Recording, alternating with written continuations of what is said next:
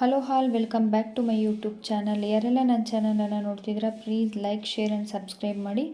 ಏನು ಮಹಾಲಕ್ಷ್ಮಿ ಆಗಮನ ಅಂತ ಹಾಕಿದ್ದೀನಿ ಅಂದ್ಕೊಳ್ತಿದ್ದೀರಾ. ಸೊ ಇದೇ ಫ್ರೆಂಡ್ಸ್, ನಮ್ಮ ಮನೆಗೆ ನಿಜವಾಗ್ಲೂ ಈ ಒಂದು ಹಸುವಿನ ರೂಪದಲ್ಲಿ ಮಹಾಲಕ್ಷ್ಮಿ ಬಂದಿದೆ ಅಂತ ನಾನು ನಂಬ್ತಾ ಇದ್ದೀನಿ.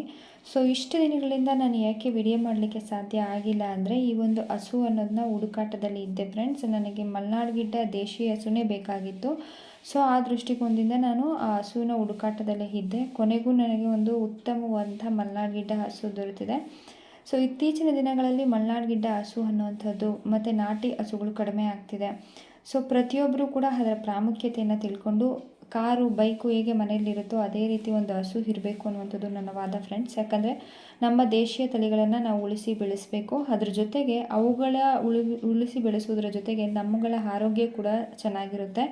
ಸೊ ಈಗಾಗಲೇ ಎಲ್ಲರಿಗೂ ಗೊತ್ತಿರೋ ಹಾಗೆ ದೇಶಿ ಹಸುಗಳಿಂದ ಎಷ್ಟೆಲ್ಲ ಪ್ರಾಫಿಟ್ ಇದೆ ಅನ್ನುವಂಥದ್ದು ಗೊತ್ತು, ಮತ್ತು ಆರೋಗ್ಯಕ್ಕೆ ಬಹಳ ಉತ್ತಮ, ವಾಸ್ತು ದೋಷ ಕೂಡ ನಿವಾರಣೆ ಮಾಡುತ್ತೆ ಅನ್ನುವಂಥದ್ದು. ಈಗ ಯಾವುದಾದ್ರೂ ದೇವಸ್ಥಾನಗಳಲ್ಲಿ ಪೂಜೆ ಮಾಡಲಿಕ್ಕೆ ಗೃಹ ಪ್ರವೇಶ ಆದಾಗ ಕೂಡ ನಾವು ಈ ನಾಟಿ ಹಸುವನ್ನೇ ಬಳಸ್ತಾರೆ.